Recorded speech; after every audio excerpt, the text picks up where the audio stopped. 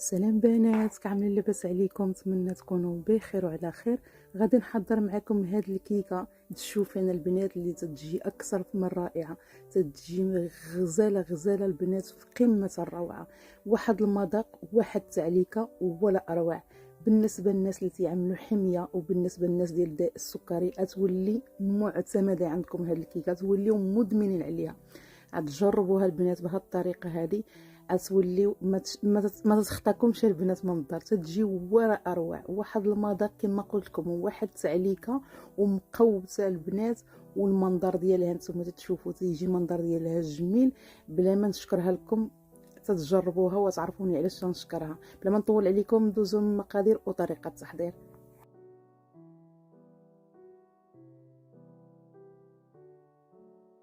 اول حاجه البنات خديت واحد 8 ديال التمرات عندي كبار، حيدت لهم العظم وقطعتهم طروسه صغار.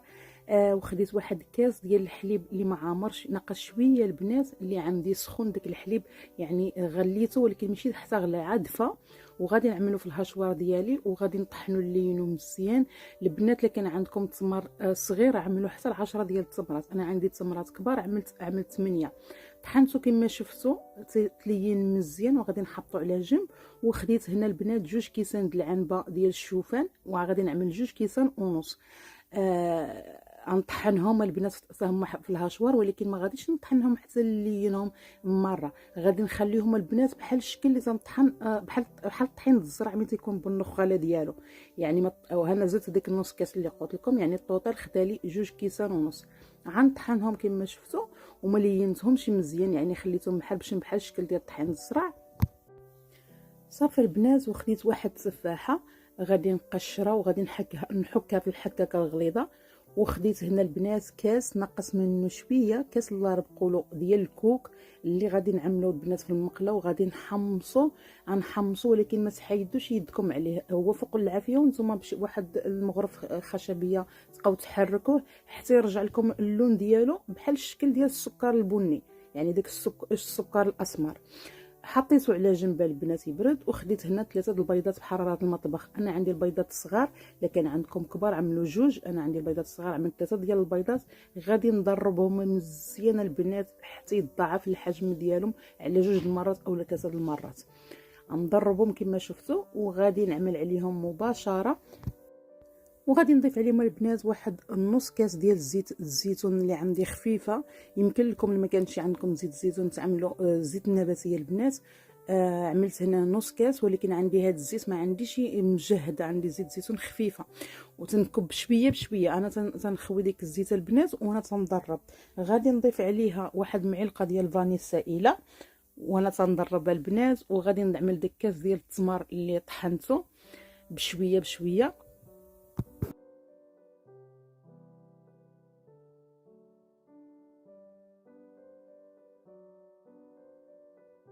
صافي البنات، من بعد ما خويت داك التمر ديالي غادي نحيد الضرب الكهرباء البنات. وغادي ناخذ واحد الطريقه ديال الملحه نضيفها عليها. وانا ناخذ لي الضرب اليدوي. وغادي نعمل واحد المعلقه ديال القرفه البنات تتبوتا معاها بزاف القرفه. غادي نحك واحد شويه ديال الكوزه. وغادي نعمل ديك التفاحه اللي حكيتها كما شفتوا، حكيتها ديك الحكاكه الغليظه غادي نضيف عليها. صافي ونبدا نضيف البنات، نضيف الشوفان ديالي، غادي نضيف ديك الخميره ديال الحلوى. غنعمل واحد الكيس ديال 8 غرام البنات. غنعمل الكركاع اللي عندي، الكركاع مقطعها طروسه صغار، تمن شي 4 ديال المعالق ديال الكركاع. وغادي نعمل تمن شي 2 معالق كبار حتى هما ديال الزبيب اللي شبرته وقطعته حتى هو طروسه صغار. يمكن لكم تستغنوا على الزبيب البنات، ولكن الكركاع راه ضروري خاصو يكون تيتواتى معاها. لكن عندكم اللوز البنات، هذاك الكوك اللي حمصته معاكم، شفتوا اللويم ديالو كيفاش يدير، يعني ما تخليوش يتحرق.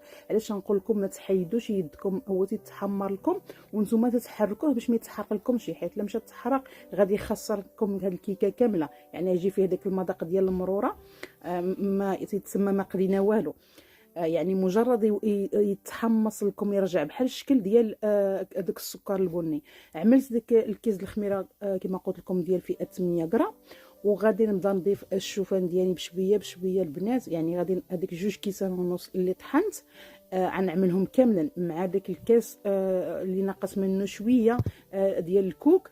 يعني لما كنتوش تعملوا الكوكا البنات، يمكن لكم تعملوا عاد الشوفان بوحدو، تعملوا افضل لا تعملوا 2 كيسان ونص ديال الشوفان، تعملوا 3 كيسان ونص ديال الشوفان. ودائما على حسب الخليط، يعني نتوما تخلطوا وراه تشوفوا القوام ديال الكيكه كيفاش عندكم.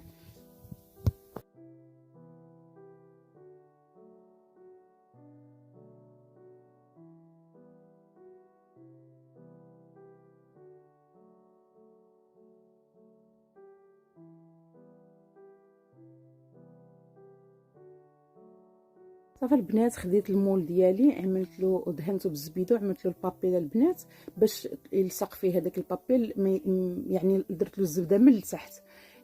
غادي نعمل الكيكه ديالي، نخويها وندخلها للفران. وكما تنقول لكم دائما الفران انا تنشعلو من التحت ومن الفوق. مجرد تندخل الكيكه تنطفي عليه من الفوق وتنخليها شعل عمل تحت، تنحسب له 20 دقيقه البنات.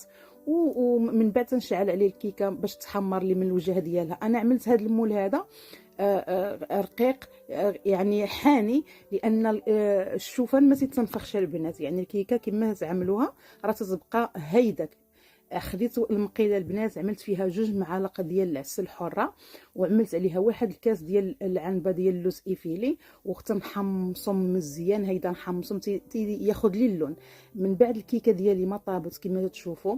يعني علاش نقول لكم انا المول عمل من الاحسن تعملوا المول رقيق، يعني ما طالعش بزاف، لان الكيكه راه ما تتنفخش.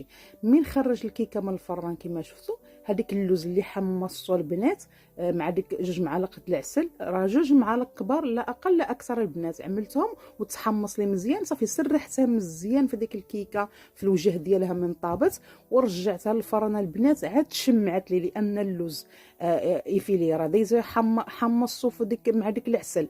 الكيكه عندي طيبه، يعني مجرد ما عوضته مزيان فوق الكيكه ديالي البنات، رجعته للفران باش تشمعت لي، يعني لصقت لي في الكيكه. صافي وهالكيكه واجده البنات، تتجي اكثر من رائعه.